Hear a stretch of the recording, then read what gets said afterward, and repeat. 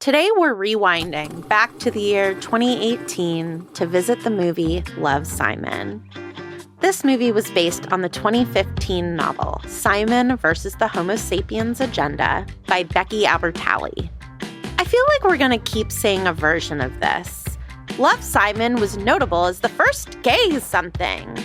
In this case, it's the first major film studio release about a gay teenage romance, and it was actually financially successful. It grossed $66.7 million worldwide against a production budget of $17 million.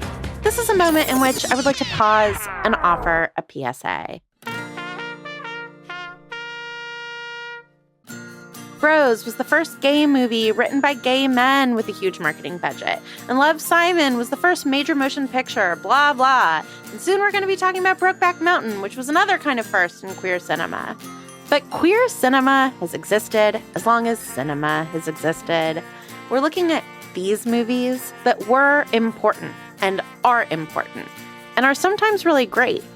But we're looking at them in part because they were big deals.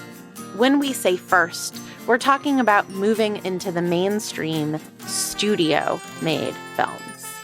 Okay, PSA over, back to Love, Simon. Love, Simon is about Simon Spear, who really wants to tell you that he is just like you. I'm just like you. For the most part, my life is totally normal. My dad was the annoyingly handsome quarterback who married the hot valedictorian. And no, they didn't peak in high school. He is normal. He keeps telling us. Except that Simon is gay and in the closet. He has a normal family with a mommy and a daddy, played by the always effervescent Jennifer Garner, and as I like to think about him, poor man's Timothy Oliphant, Josh Duhamel.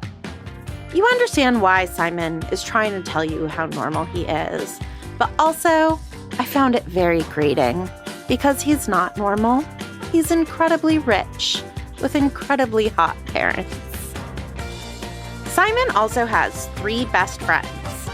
Nick, who's sporty, Leah, who's arty, and he's been best friends with both of those two since kindergarten. And now he has new best friend, Abby, who's hot and lives in an apartment. One night, arty Leah calls Simon and tells them that their school's online confession forum has a new entry. Sometimes I feel like I'm stuck on a Ferris wheel. One minute I'm on top of the world, and the next I'm at rock bottom. Over and over, all day long, because a lot of my life is great, but nobody knows I'm gay. Blue. There's a closeted gay boy at their high school. Simon is intrigued and moved by the post and starts emailing with Blue, coming out to him, but under a pseudonym, calling himself Jacques. The two strike up a very sweet correspondence. Until their emails are accidentally discovered by an awkward classmate, Martin, who has a crush on hot apartment Abby. Why the hell did you screenshot my emails? Well, you and Abby Suso are good friends, right? Yeah, we know each other. What does that have to do with it? Well, I need you to help me talk with her and hang out with her and stuff. You know? Martin blackmails Simon. If Simon helps Martin get Abby, then Martin won't tell everyone that Simon is gay. Simon, blackmailed, scared, falling in love with Blue over email, and trying to figure out who Blue is, does some bad things. He finds out that sporty Nick likes hot apartment Abby and dissuades the match to keep Martin happy. He doesn't notice that his very best friend, arty Leah, is in love with him and lies saying that sporty Nick likes her, arty Leah, to get sporty Nick further away from hot Abby. I mean, how else are you going to keep track of these people? Tired of being blackmailed, Simon eventually loses it with Martin and says, go big or go home with hot Abby. So Martin interrupts the national anthem at the big high school football game and publicly declares his feelings for Abby. And I know that you're this smart, talented, perfect creature. I'm just a sweaty schlub in a bear costume. But like old Bogey used to say, It's a crazy, mixed up world. So, Abby, without further ado, will you go out with me? When Abby admits that she does not share those feelings, Martin is humiliated and becomes the subject of school-wide ridicule. As revenge for his humiliation, Martin outs Simon. Simon is outed to everyone, his whole school. His identity as a gay kid is out there, but also all of the lies he told get revealed to his friends. He has to tell his parents he's gay, who both handle it trying to be kind, but deeply weirdly. I need you to hear this. You are still you, Simon. And then Simon has to deal with the fact that his friends are pissed at him. Then one day at lunch, Simon and an openly gay classmate, Ethan, are mocked by bullies. Simon has to, in this moment, see himself as gay in community with Ethan, someone whom he had previously found to be too gay.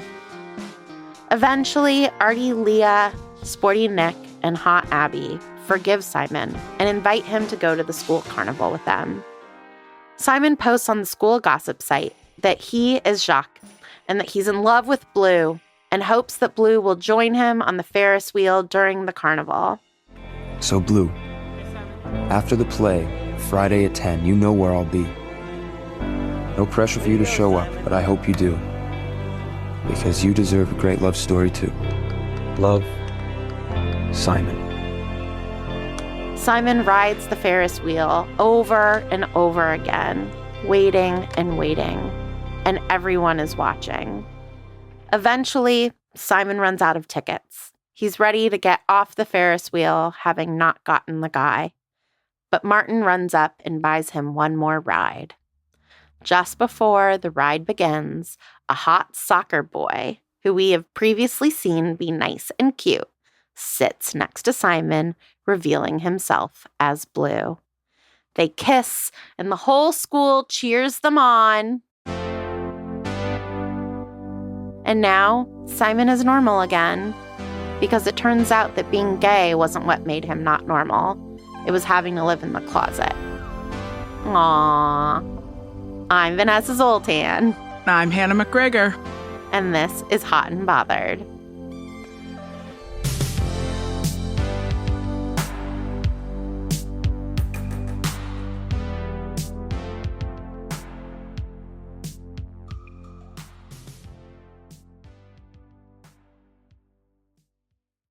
Oh, Hannah, this is a movie. You know what's really funny is that when we agreed to do this movie, I was like, I've never seen it. Uh-huh. And then I watched it and I was like, oh, yeah, no, I had. I saw it in the theater and I remember thinking it was bland, but I cried.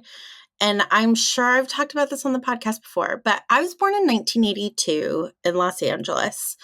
And I grew up around a lot of gay men. And obviously, the AIDS epidemic was a big part of my childhood in LA in the 80s and 90s. And watching a major motion picture really put like marketing behind a gay teen love story that like isn't about tragedy at all, just like meant a lot to me. Yeah. And so I like went opening weekend and it felt political to go opening weekend. I was like, I want to support this movie. And watching it now, I was like, man, I really was happy with the least. Yeah. Yeah. But it meant a lot to me. I love the idea of this movie. Yeah. I don't like anything about the execution of this movie.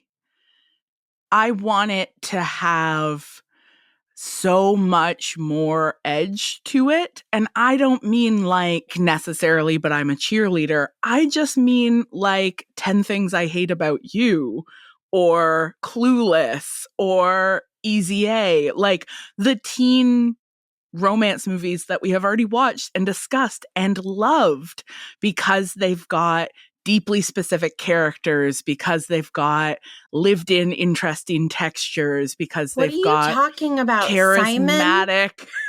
likes vinyl. It's like the movie is so desperate to not scare anybody that it just has to be the Wonder Bread of movies. Yes. And that's what it's like. It's so flavorless. And it feels like Simon got done dirty. It's so flavorless that it's like a little supremacist, right? Like the opening gambit, the opening lines of the movie are Simon saying, I'm just like you. I'm totally normal. I'm so normal. Here are some normal things about me.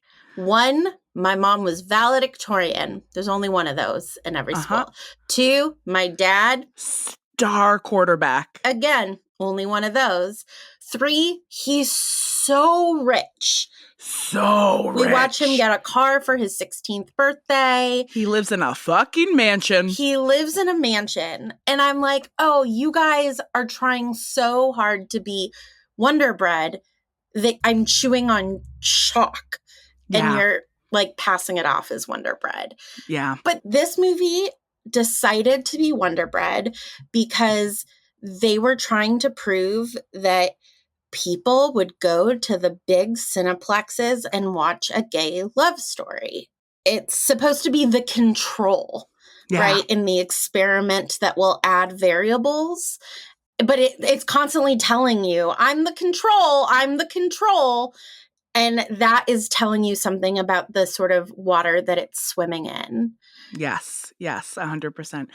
But I respect that experiment and that bet. I do. And I went back and read a bunch of reviews, and there was a review on NPR where a man was talking about he took his 84-year-old mother to this, and she wept through the entire thing, and they got in the car afterwards, and she said, I did a really bad job when you came out, didn't I? Aww.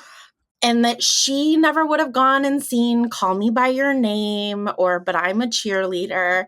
This like straight down the middle, actually aspirational, waspy whiteness as normal world was the place where she could feel safe to have that conversation. And I do believe that this movie allowed for a lot of those conversations. Now let's talk about how much we hated it. I think you're kind of nailing it, because I think that this is ultimately a movie that is not for queer people. I think this is a movie that's for homophobes. Yes. I think that's who it's imagining as its audience. Yeah. I think that it's a movie that's trying to make homophobes a little bit less homophobic. And you know what? In a later segment, we can really dig into whether or not this is a successful model of that. But I think at least for part of this, we got to take the movie on its own terms and be like, what kind of love story is this? Yes, let's take this movie on its own weird terms. Yeah. So why don't we start with this central question? What does this movie believe about love? I mean, the main things that I think it believes about love are just things that we've seen in a bunch of other movies, because this movie, again, is like trying to pitch right down the middle. Yeah. And so it believes, like, you've got mail, that you can fall in love over letters or over email. Very important. Yeah. I don't think I noticed that in my first viewing, but I noticed it this time. I was like, oh, it's like a little bit of a hat tip to You've Got Mail. Yeah. Like, it doesn't do the enemies to lovers thing, because, like, I think that would be simply too edgy. But it is doing that thing, right, where Simon's trying to figure out who Blue is and kind of one by one pictures these different cute boys as being Blue. And he's trying to sort of match up his experiences of people in the real life with this person he's falling in love with purely through words. And like, you get that same kind of like, oh, it was you. Maybe not quite as much of a I was hoping it was you satisfaction, but certainly it was you. Mm-hmm. I'm so excited to talk about that moment in next week's episode. You're Jewish. That's a weird second thing to say. Okay. Can Black people be Jewish? It's news to Simon. And so I think it also believes that love makes you braver. Really, that's been such a through line of so many of the romance movies we've watched, right? Yeah. Love makes you risk things. It makes you be braver. It makes you stand up for things you believe in, etc. Etc. Also, it kind of makes him an asshole. Well, that's the other thing that I think that this movie believes about love. And that's the like interesting one to me, which is that it kind of believes that people's feelings are really easy to manipulate. That you can kind of go, look over here. And people are going to be like, okay.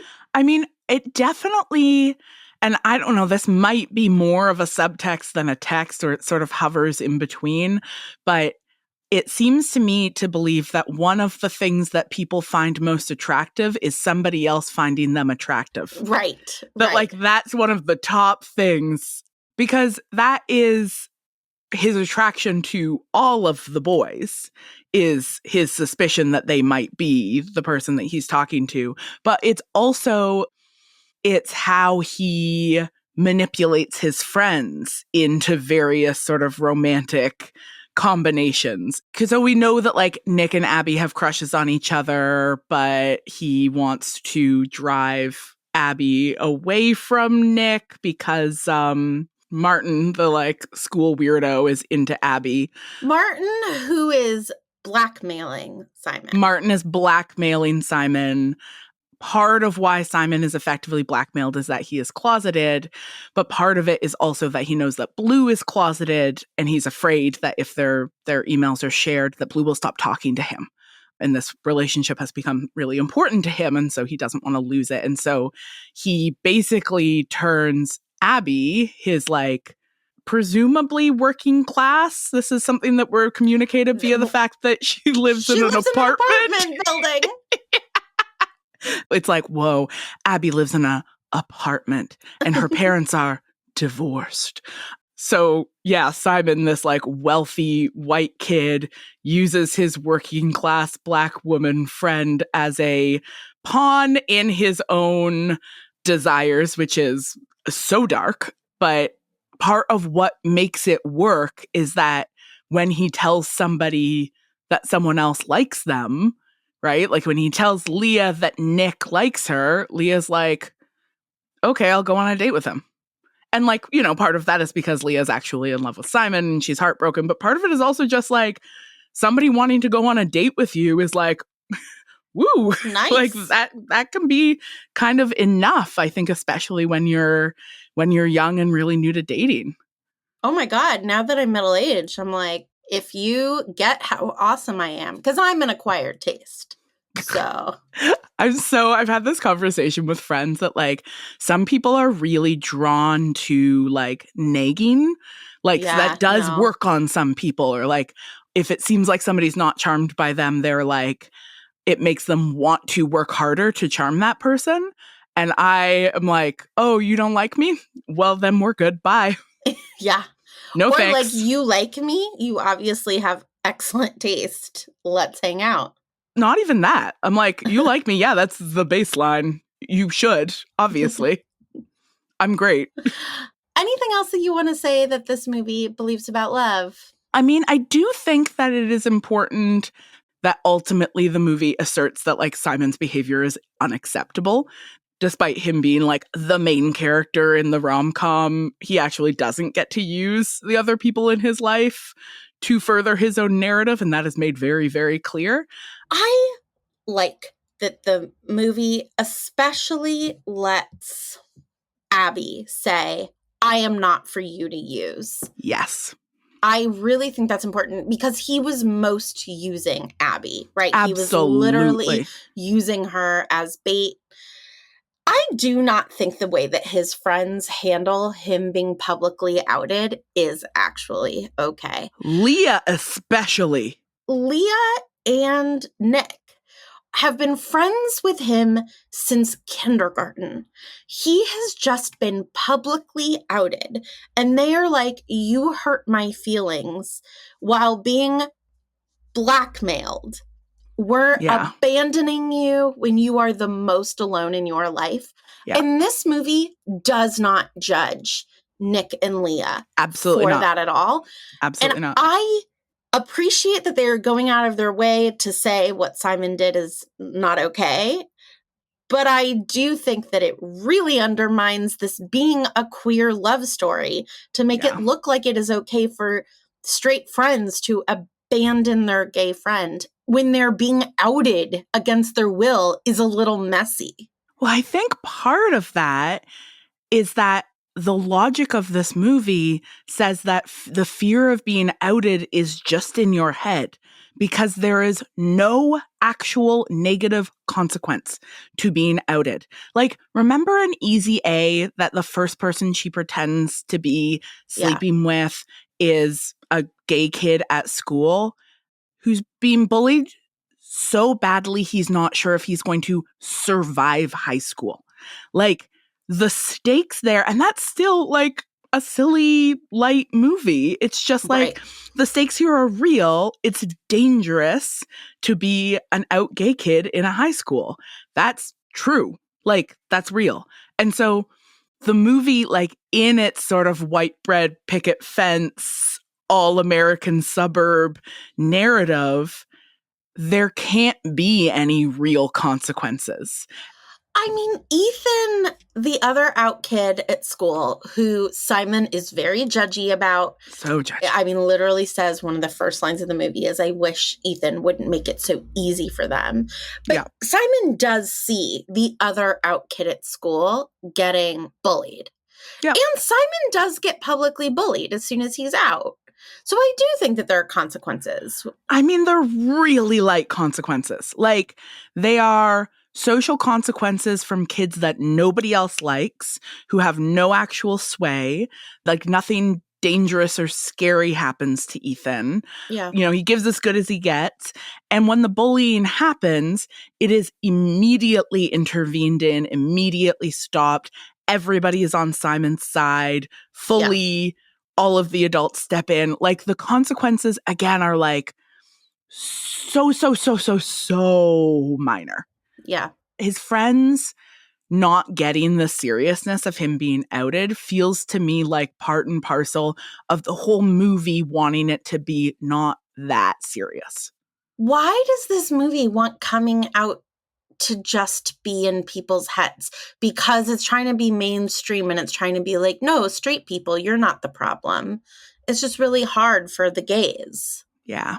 And because, you know, I think that it is walking this really tricky line for queer romances that are attempting to be mainstream, which is to say that the basic formula of the romance, which is at the end, everybody's happy, means that there can't be a major cost to the central love story, right? That, like, that's a queer drama. You know, that's a romantic drama. It's like, if your love is in some way star-crossed or in order to be together, you have to give up something else foundational. That's not how a comedy works. And so for this to be a romantic comedy, at the end, everything's got to be good. And if everything's going to be good, it means that him being out can't cause anything particularly bad to happen. But the problem with that is that, you know, and this is, we keep coming back to this, like, how does queerness fit into romance as a genre? The problem of that is that it inevitably turns coming out into something that is just the closeted person's problem. Yeah. Which is funny because one of the things that I want to talk about, the way that these parents handle him coming out is trash. In the movie, codes it as really good parenting. And so the movie is tonally like, this was all in your head. Your parents were going to love you the whole time. Your dad was just an awkward joker. When really the way that it actually does show the negative repercussions of coming out, even to parents who think that they are loving and supportive. Yeah, absolutely. This movie's often not saying quite what it thinks it's saying. But what is the other thing it thinks about love, please? The last thing it thinks about love is it's implied that his parents got together in high school, right? Yeah. Yes. Like, because they're described as being the star quarterback in the valedictorian. Yes. And so it is suggesting that you might meet the love of your life in high school. And so we lose a lot of the, like, teen romance, like, this is just for now, the stakes are kind of low and fun feeling, because it's set up right at the beginning that in the last year of high school, you might meet the person that you marry and have 2 kids with. Except that he's going to California to be gay in college, so. Well, you know, that's what he thinks. Gayish. Gay-ish. Okay, I know that we've already started talking about the subtext of this movie, but what is one of the things that is subtext that you think we should make text? I mean, for me, the biggest one is that it's okay to be gay as long as you aren't too faggy about it. This is like one of the Yeah. movie's real through lines is It pretends that it is okay with like a more flamboyant kind of queerness, it's but really, it's really not. really not. It's really like No. there are all of these moments where Simon is like, oh, okay, if I'm going to be gay, here's what it will look like. I think we are going to do as the bonus scene study, the scene where he is imagining a gay future for himself. So we will put that one off. But like we see him trying to dress gay. It means he's wearing a yellow hoodie. Yeah, or like a t-shirt. Like, whoa. Yeah. And we see him, constantly comparing himself to Ethan, who is the out flamboyant femme kid at school. There's this real sort of like femme phobia built into this movie because all of the men who he is interested in are also very masked, straight passing men. There is this real sense that part of Simon's self-discovery or part of his queer identity is that he can be gay without having to seem or act gay in any way, which does this sort of work of saying like there is such a thing as normal, and what that normal is looks exactly like heterosexuality. Yeah. And that's the default, and you can be gay and still totally look like that. Actually, it's ideal if you do. It's better for everybody if you continue to be unchanged from your assumed heterosexuality, because otherwise it's going to make people uncomfortable. Yes. The subtext that I want to talk about is that there are right ways for parents to respond to their kid coming out or being outed. And not saying, ew, I'm disgusted by you, I hate you, is enough. As long as you get the words, I love you in there, I still love you, even though you're gay, like that's it. 10 out of 10, you did a great job. Yep. Because I find like the music swells in a way, the movie is shot in a way, it's Jennifer Gardner in a way.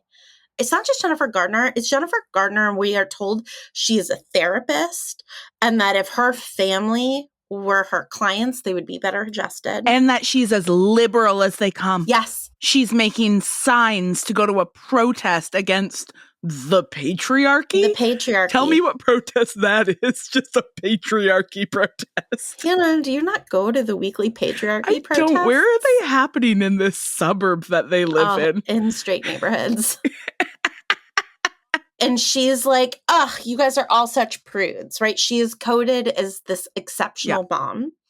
She's okay with his female friend sleeping over. He comes home drunk and she's like, he was safe about it, so that's fine. Yeah, they're cool parents. They're cool parents. And when he comes out on Christmas morning, the dad kind of storms off.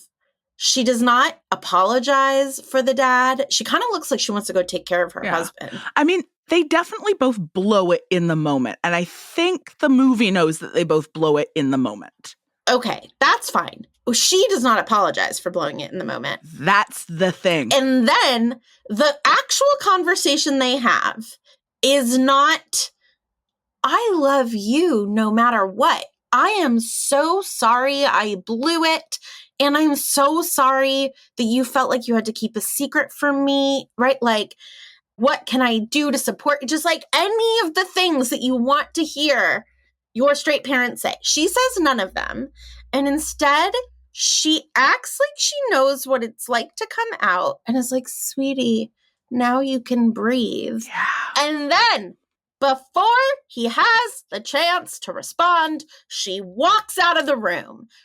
And so the subtext of this movie is, if you don't scream at your kid and kick him out for being gay, aces. Yeah.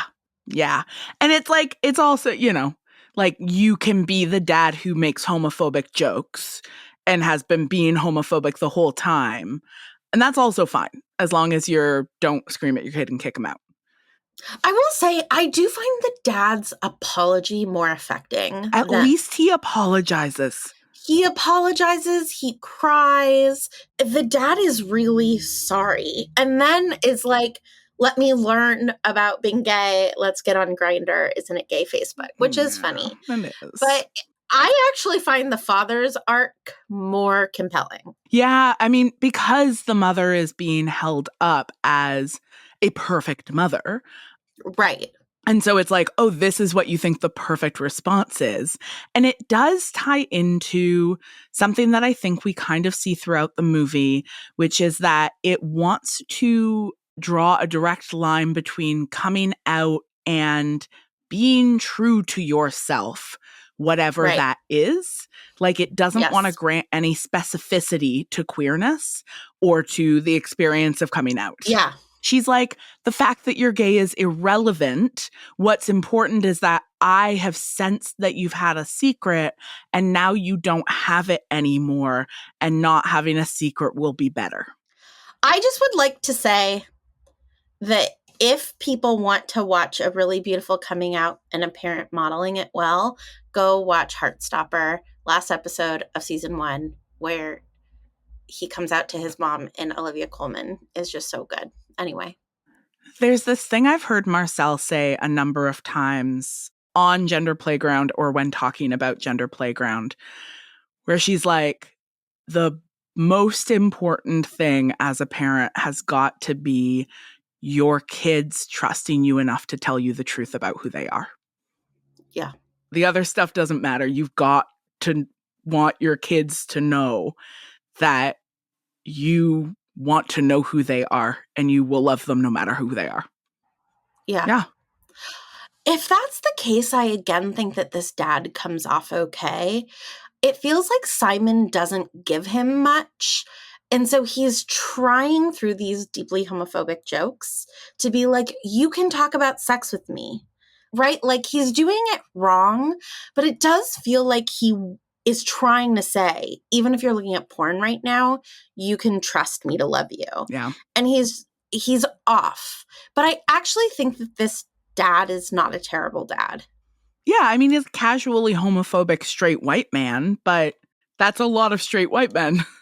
Totally. Totally. At least he has an arc. I think the mom is a bad mom. I think she's a bad She's as liberal as they come. Well, liberals are all good people. Yeah, that's another subtext of this movie. Yes. If you're not actively doing hate crimes, then you're a hero. My God. Okay, so Hannah, what are we learning about our theme of queer love? Okay, I think in order to actually explain what I want to talk about with queer love, I think that I need to hit the emergency stop button really quick and explain the concept of homonormativity. Cannot wait.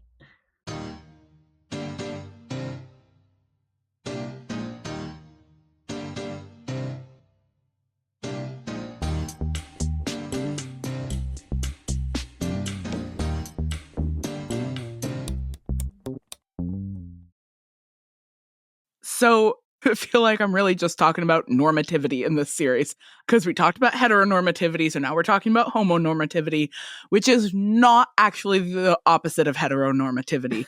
So homonormativity is essentially this idea that queerness is acceptable insofar as it reproduces heteronormative culture in as many ways as possible. So it's about sort of celebrating a version of homosexuality that is as proximate as possible to the kinds of values enshrined in heteronormative culture, which includes not just heterosexuality, but also being white, being cis, being monogamous, being wealthy, not being kinky, right? Like all of these things that are about proximity to power and proximity to the quote unquote norm. So according to the logics of homonormativity, any subversive dimensions to queerness, anything about queerness that would actually like change culture in any way, those are downplayed. They're like super minimized in favor of a narrative of non-threatening adherence to existing norms. This is like, they're just like us. This is the love is love moment. This is announcing that Dumbledore is gay, but you could never tell because gay people are completely indistinguishable from straight people. The goal of homonormativity is not changing anything, right? Not really. It's not like resistance or refusal or subversion. It's tolerance and acceptance and ultimately assimilation. Right. It is like the only difference between gay people and straight people is where they like to place their genitals. Correct. And that is happening privately in a bedroom, and nobody has to think about it or look at it. And in all other ways, they are exactly the same. And so the logic of homonormativity really needs to reject feminized or femme gay characters. You know, it needs to reject trans people. It needs to reject kinky and polyamorous people. It needs to reject gender play or the subversion of gender norms. Those are all unacceptable forms of homosexuality. Or heterosexuality. 100%, right? Because they subvert the norms, and those norms must be left intact. You know, it's giving like, I don't mind gay people, I just wish they didn't act so faggy, like, which is a thing you hear homophobes say, right? Like, I don't have a problem people. Why do you have to put it in my face? Exactly. Why do you have to like be so gay about it? Like, I would be fine with you being gay if I could never tell. Yeah. And it feels very Obama era to me, right? This kind of moment where it was like, we can find acceptance if we all agree to put a nice sort of gloss over it. Right. I mean, this is the version of homosexuality that like white cis male Republicans embrace. And then it's like, as soon as the rubber hits the road on anything like children, it spins out and loses its mind. I am a big defender of Friends on this one point, where Friends had the first like major gay wedding on network TV. It was a huge deal, and incredibly subversive. And now watching it, you're like, that is the most homonormative marriage possible. It is two wealthy white women where they get to have a baby because she was in a straight relationship and was pregnant from her straight marriage. Yeah. And then it is two femme women, neither of whom wear wedding gowns. So you don't even have to look like, what? Two brides. And so this was a moment in which a homonormative presentation still felt progressive. Yeah. And we're past that. I mean, I would also say that more radical forms of queerness significantly predate homonormativity. Homonormativity is a moment of an attempt on the part of sort of neoliberalism as a structure to say we can absorb homosexuality into our norms and defang it through assimilation. And there were lots and lots of people rejecting it at the time, and there are people continuing to reject it. So I really don't think that it fits into a like, we're past that kind of narrative, because we were past it at the time. We were past it before that. We continue to be past it now. You know, I do think it has failed because, you know, the Obama era promise also failed. Right. A lot of the sort of promises of like, under neoliberalism and late capitalism, we can overcome prejudice through asserting that everybody's kind of the same at the end of the day, failed because the logics of sameness were wrong. Like, I do think that there's something to be said about finding forms of commonality and shared humanity before us. You know, everybody wants to like be allowed to love the people they love. Everybody wants to like have somewhere to live. Everybody wants to like have access to good food. And there are basic things that unite us as humans. But the narrative, you know, I keep thinking of Modern Family. It's central in the canon of homonormativity, which is like, let's take all of the existing structures of the story of the American family and like, we'll put a gay person in there. And then we'll get to see that actually that doesn't disrupt anything. Yeah. So I feel like that's one of the things that we are learning about our theme of queer love, right? Is that like what I think makes this feel like kind of a failed queer love story in a lot of ways is its attachment to homonormativity. That sense of the love story itself as a genre, if it is a heteronormative genre and we try to shoehorn a gay love story into it, we keep coming up against these like irreconcilabilities, like the, you know, the love story has to have a happy ending so there can't be any consequences to being outed.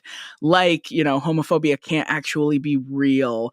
You know, like all of these narrative stakes that like can't really work if we at the end of the day need to be like, and being gay, no big deal, won't disrupt anything, nobody will be bothered. There's a scene that I think is so interesting, and that is a moment where I think the movie is actually funny, but it is calling out a way in which gay people and straight people are different, and yet I think is also homonormative. And that is the scene in which Simon is like, why don't straight kids have to come out? And it does this like montage make-believe where all of his friends have to come out to their parents and be like, Mom, I'm straight. Mom, I like the opposite gender. And the parents are all like, oh my God, no. And like very dramatic and histrionic about the fact that their children are straight.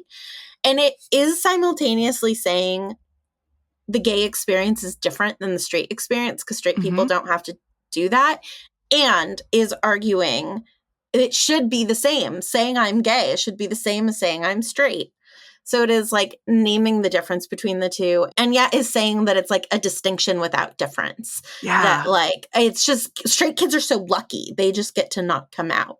It just baffled me so much this time around when I watched it, because I was like, well, but people are mad about their kids being gay because everything that they believe about the way the world should work is centered around heterosexuality. So the idea of the parents being upset when their kids come out as straight, it doesn't make any sense. Like, what are they upset about? Right. Like, and it doesn't attempt to do anything with that, right? It's like they're just upset. Yeah. Again, it's like continuously skirting around this question of like, well, what's everybody so freaked out about? Why is everybody so freaked out about the idea of coming out? The movie doesn't actually want to name that. No. And like, you know, in part, that's like, cool. You're not giving homophobia a lot of screen time. Cool. Right. This is supposed to be like a fun, light, teen movie. And also, like you said, like it just keeps being like, well, then what's he so worried about? The thing that I'm learning about queer romance is that so much of queer romance films is about the coming out process and not about the actual romance. Yes. It is how will straight people see us, and that is the narrative tension. The relationships themselves can't get that deep. It can't have any sort of interesting conflict because the conflict isn't between the two people, but it is between the people in the outside world. Yeah. If the story is always about coming out, then you are always seeing people's first relationship. Right. Or their first queer relationship, which, you know, for a lot of queer people feels like their first relationship because it's like your first relationship as yourself. So you also don't get stories of people who have like a romantic history in which they have like developed preferences and opinions. It's just like they always end up being this kind of like blank slate. Yeah. Which again, like sort of means that queer love doesn't get to have a lot of texture or complexity or interest to it, because it's the end of the story is always the very beginning of the relationship. Right. I also really noticed, obviously, this movie's fixation on coming out. And I did find it interesting to see these scenes of trying to date while in the closet, or like the particular queer experience of like trying to subtly figure out if somebody else is queer. That felt like a little sort of true piece of the queer experience that made its way into this movie. Is just that thing where you're like, okay, so like, are we just having a really good time at this party?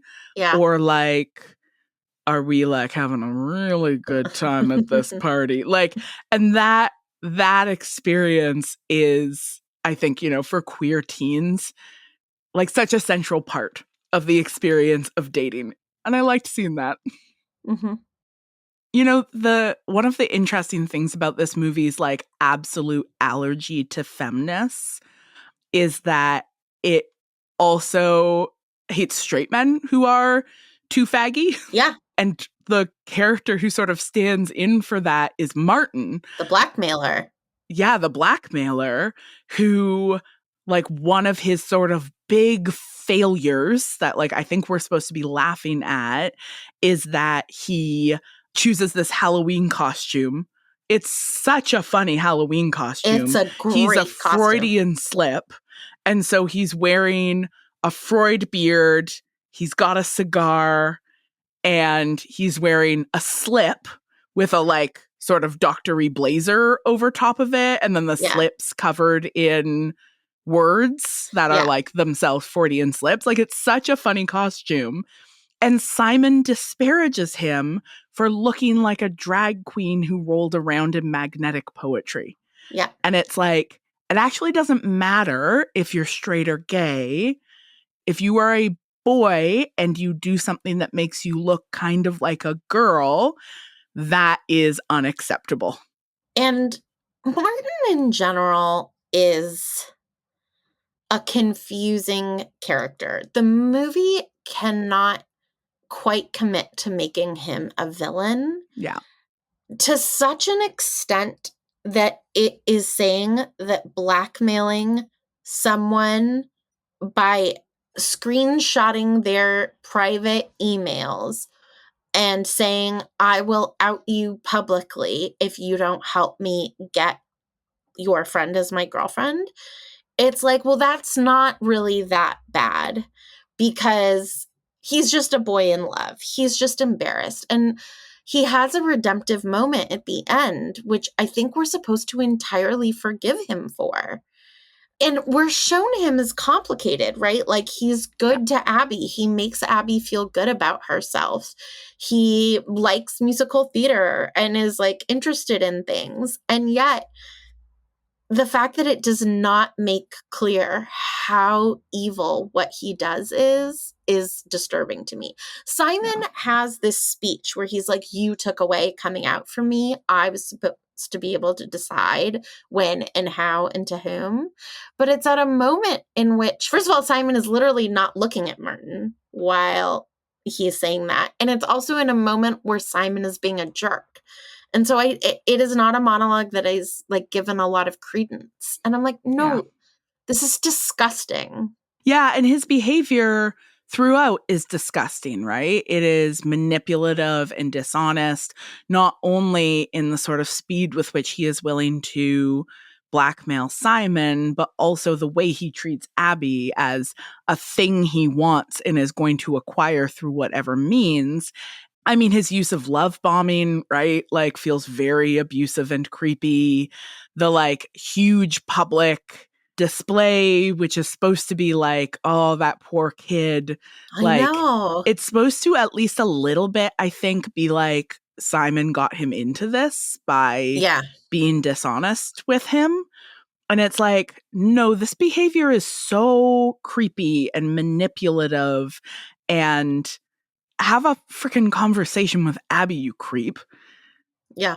I mean, what's his function in the movie? Like, what is he doing there as a character that we're supposed to sort of come around to? I think this movie just doesn't want to make any straight people villains unless they are literally running around committing hate crimes. Yeah.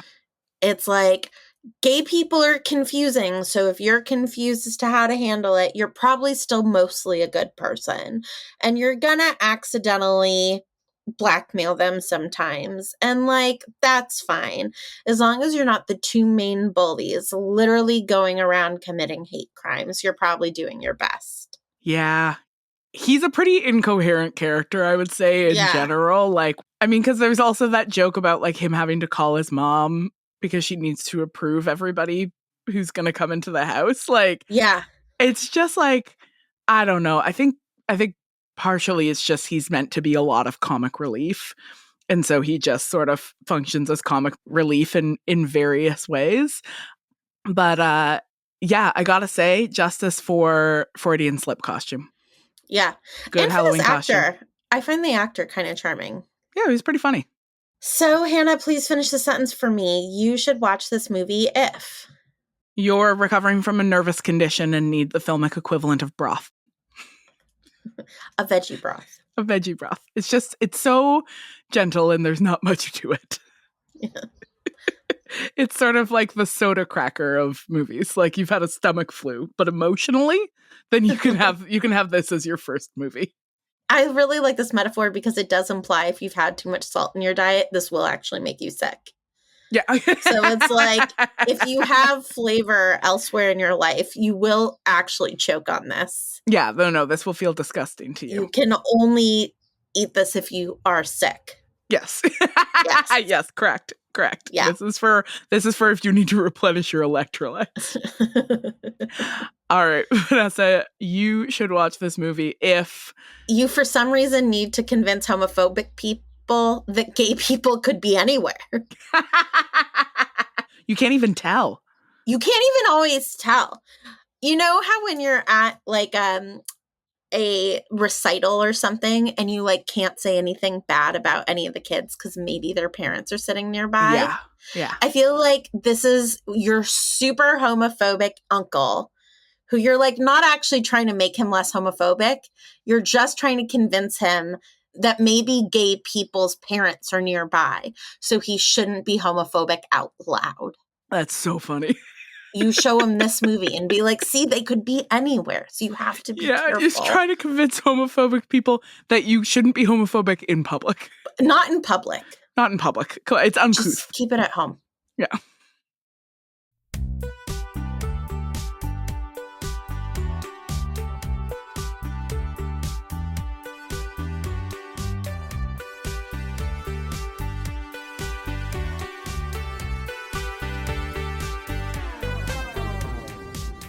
So a huge part of Love, Simon's plot hinges on this online anonymous gossip site that is just for the high school. This isn't so much like above my pay grade as it is like younger than me. This is not a phenomenon that I have any intuitive understanding of, and yet it feels important and interesting and complex. So we thought that we would get an expert on the phone to talk to us about it.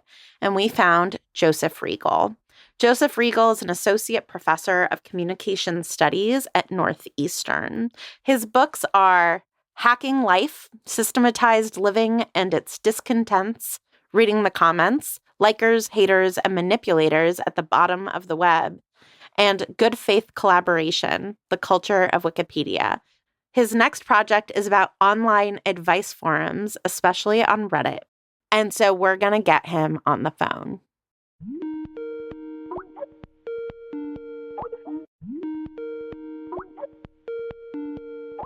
Hi, Joseph. Thank you so much for getting on the phone with me. Hi, happy to. Okay, so you're an A+ student and watched the movie. I did. What'd you think of this, in my opinion, very vanilla, boring movie? I enjoyed it. I thought it was well done. It's really not my genre, but I thought it was well done. What's your usual genre of film? I tend to like speculative, sci-fi, things like that. So this is sort of a sci-fi movie. It takes place in an alternate universe where kids can afford really expensive iced coffee every day. Yeah, I thought it was interesting. Of course, none of the kids actually look like 18 or 17-year-olds. No.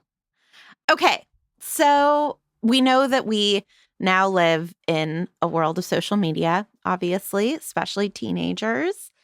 But alongside social media platforms where you perform an identity online, like Facebook, Twitter, Instagram, right? We've seen a slew of spaces for anonymous posting grow online. And I'm thinking particularly about the popularity of Yik Yak in the 2010s and obviously like 4chan and Reddit and all of that. So, in basic terms, why would you say anonymous online spaces, social spaces grew? And what do they offer people? Yes, well, the anonymously being able to confess something that you're struggling with or ask for advice has existed for centuries. The Right. first advice column goes back to this fellow by the name of Dunton, a British guy. And in 1691, I think it was, he came upon the idea of allowing people to ask questions anonymously. And that also became part of the confession genre. There's two types of confession genre where you confess things or say things anonymously. The one is very salacious and saucy. And there were various yellow magazine and rags in the 1950s and 1960s. And those are really just for titillation. But there's Right. also been a genre, I think, that we see in advice columns where people have truly wanted to unburden themselves or ask for help, but only were willing to do so because they had some degree of anonymity. And as soon as the online world became available to people, we also saw that. And I think around 2010 to 2014, when this really took off, the internet was sufficiently mainstream that basically everyone was assumed to have it. And high school students in particular had it, and they had it with them, whether it was like a cell phone or a device that they had a lot of access to. So I think that's why we saw that peak in 2010 and 2014 in that period of young people, especially around FormSpring or Ask FM, those kind of websites, because that's also when it became enough of a thing for young people that people, parents, teachers, and society in general began worrying about the bullying that might happen there. And there were unfortunately some suicides following teens' use of those services. So obviously, that's when this really manifested in the popular discourse. Yeah. It's just occurred to me, my profession is I am a chaplain for non-religious folks. And it's just occurring to me that it is entirely possible that one of the reasons for the decline in religion is that you no longer need a spiritual person who has a commitment to anonymity you can share online. It has not occurred to me before that like Reddit has become the new rabbi. Yeah. And see, people said the same thing about advice columns before even Reddit. Oh, yeah. And a lot of people have actually traced the emergence of the newspaper advice column to a secularization that was happening during the Enlightenment and the early 20th century through that period. And so perhaps the same thing as you suggest is happening with Reddit. Yeah. My ex-partner was one of the founders of Crisis Text Line and like started that project in 2010. And it was this really exciting moment of kids could ask for help more anonymously than ever without talking to their parents, right? And without having to go through a mediator at school. And then immediately there was this problem of data collection. So it was like, it was more anonymous than ever in terms of the experience of the kids who were reaching out. And yet this organization was suddenly collecting all of this data, and there were different organizations trying to buy the data, including like emergency intervention services and Yale Medical School, right? Like people wanting to use the data for good. Well, even in those circumstances, if you trust the organization that's collecting the data and is doing it for a good cause, there's still the risk that that service might be hacked. And so there was recently in the news a women-oriented dating app where they could share their experiences with certain men and whether they were dogs or not. And that was hacked, and their personal information was released and their photos were released. So they thought this was a seemingly anonymous forum. So even if you trust the organization and they're a reputable nonprofit acting for good cause, those issues of privacy still come up because as I sometimes say to my students, saying something on the internet is like peeing in a pool. You can never take it out. Yeah. So you've already mentioned some of the consequences potentially of posting when you think you're posting anonymously online. But also there's a double-edged sword to it, right? So on the one hand, it allows you the freedom to be yourself, to explore identities, to get information, to escape social stigmatizing that might be happening in your immediate community, right? It allows your world to grow. But on the other hand, obviously, and you've mentioned this, it can be a breeding ground for bullying or trolling. And often when we are wearing masks, we become our worst selves because we think we can not hold ourselves to community standards. So how do you think about those two poles of anonymity? Yeah, the metaphor of the double-edged sword is one of my favorite ones when it comes to technology, because it allows us to hold a nuanced position. When it comes to technology, very often people want to deify it or demonize it.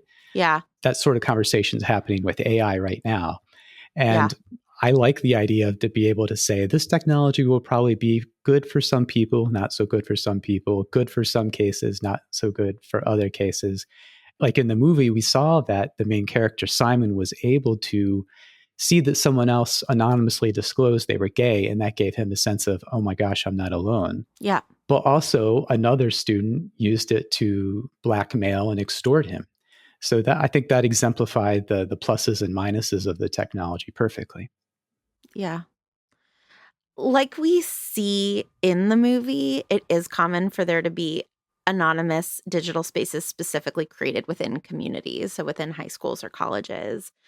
In this case, a user is not talking to a stranger halfway across the world, but communicating with their community anonymously. How do you see this context change the dynamics of privacy and surveillance? It's interesting. I wrote a book called Reading the Comments, and I talk about anonymity and sometimes maybe why we behave poorly when we are anonymous. And I keep Yeah. track of all the various anonymous services that have come and gone. And I think it was in 2010 when Nearby appeared on the scene. And sometimes people speak of it as geofencing. And the idea that you would limit your comments to the next mile circumference around you. Wait, can you give more context about what this is? I've never heard of this before. Oh, so instead of being anonymous before the whole of the world, Mm-hmm. what happens if the anonymous comments that you shared were only shared using the GPS on the phone to people within the next 5 blocks or Got it. the next mile? Yeah. And so the idea of hyperlocality and anonymity was quite compelling when it first came on the scene.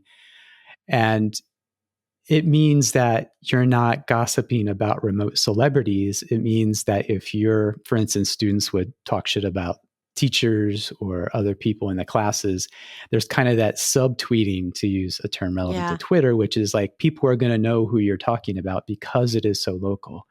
So that was an interesting phenomenon. I think it's still out there.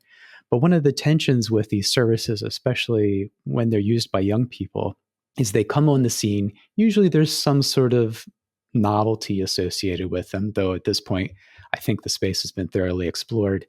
And then something bad tends to happen. That service gets scrutinized by the press and by politicians and by parents. They end up trying to reform and to crack down on the abuses that happen on that platform. And then the teenagers go to the next platform. And that's why I kind of keep track of this list, because it's interesting to see that over 15 years now, there have just been dozens and dozens of these apps. Yeah. But they're stuck in this cycle of it's anonymous, it's fun, something bad happens, they close down or they try to clamp down, and the teens go elsewhere. Like I saw this phenomenon of someone on a blog, and again, blogs are a little bit older, but they just had all these teenagers show up on their blog talking about things they had nothing to do with the blog entry. And they're like, what is going on? And it was just the students, the teenagers were looking for a place where they could talk outside the scrutiny of their teachers and their parents.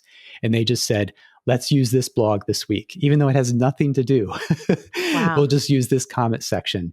But now it's very easy in schools for them to basically block anything other than some of the services they use, like Google Docs or whatever.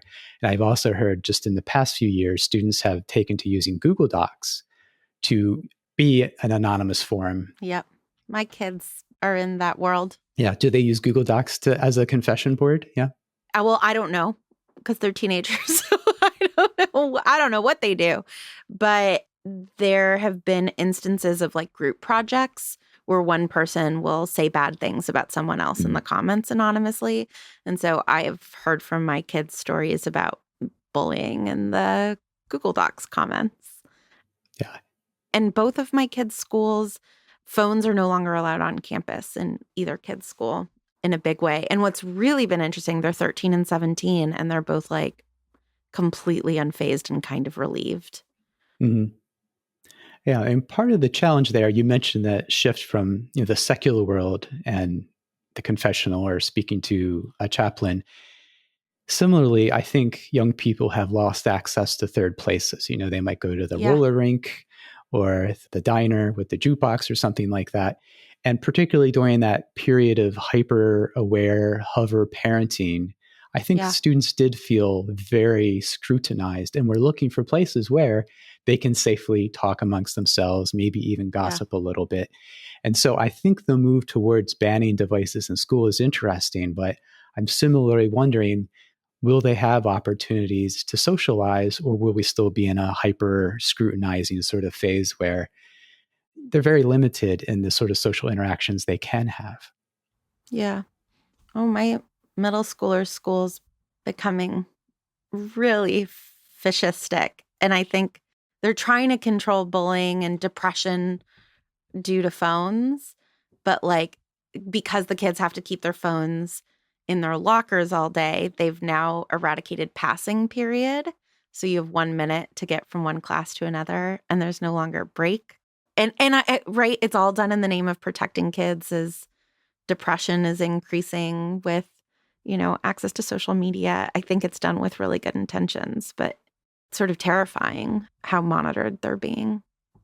Yeah, that's one of the things I liked about advice columns and advice forums, even online. Very often advice columns, the columnists referred to as agony aunts, because they were someone you could share your agony with. And like an aunt, they weren't so meddlesome in your life, but they were someone that you trust and loved and you could kind of confide in with, but not be as scrutinized as you were by your parents. Yeah. So there's definitely a happy medium. There has to be a place where students can discuss things. But if they feel hyper surveilled, or if you just let it be the wild and the jungle and they're viciously ripping one another apart, that's not going to work either. So we need these comfortable third spaces for teens. Joseph, thank you so much for your incredible research and your time today. I'm really grateful. Happy to help. You've been listening to Hot and Bothered. We are in the middle of our second week of our annual Patreon campaign. Patreon is our entire budget almost for making this show. So if you love the show, please support your independent, friendly, feminist production company. We love you. By going to patreon.com/hotandbotheredrompod. We are a Not Sorry production. The executive producers are me, Vanessa Zoltan, and the great and good Ariana Nettleman. We are edited and produced by Ariana Nettleman and distributed by Acast. Thanks, as always, to our soulmate level patrons. Molly Reilly, who we would chase through an airport to declare our love to. Elizabeth Schweinsberg, whose heart we would play a game of one-on-one basketball for. Lauren Byer O'Connell, who we would call up on stage to dance with us in front of the whole summer camp. Avi Lichtenstein, who we would make every person in the kingdom try on a shoe for. Kristen Hall, who we would travel through a time portal to spend the 19th century with. Shiri Yadlin, who we would write a sonnet about and read it in front of the whole class. Delia Rose, who we are majorly, totally, but crazy in love with. Leah Goldberg, who we would carry on our backs as we jump from tree to tree like a little spider monkey. Russell Tong, whose wedding we'd yell, "I object" at. Emma Greenlee, who we would choreograph a cheer for. And our newest soulmate, Lauren Gordon, who we would totally ride the Ferris wheel over and over and over again in order to kiss you. A special thanks to Joseph Reagle. And of course, thanks to our team, Julia Argy, Nikki Zoltan, AJ Aramas, Courtney Brown, Anissa Ahmed, Danny Langley, and Stephanie Paulsell. Thanks, everyone. Bye.